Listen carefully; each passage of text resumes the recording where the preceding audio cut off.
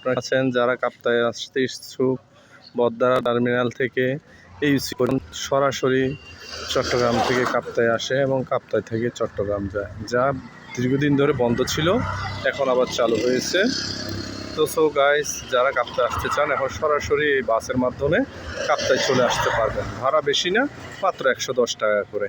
তো সো যারা কাপ্তায় আসতে ইচ্ছুক এই গাড়িতে করে চলে আসবে। So bye. দেখতে পাচ্ছেন মনোরম পরিবেশ, সুন্দর সিট। যারা কাপ্তায় আসতে ইচ্ছুক এই গাড়িতে করে বদ্দারহাট থেকে, বদ্দারহাট বাস টার্মিনাল থেকে সরাসরি কাপ্তায় চলে আসতে পারবে।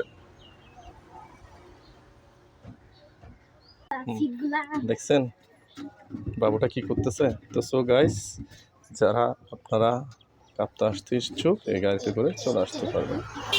আপনারা কাপ্তায় আসতে ইচ্ছুক, ঈদের বন্ধের মধ্যে কাপ্তায় আসবেন চিন্তা করতেছেন, তো এখন যোগাযোগ ব্যবস্থা অনেক উন্নত, সরাসরি চলে আসতে পারবেন, কোনো চিন্তা করবেন না। সকলেই সুখে থাকবে। So bye bye.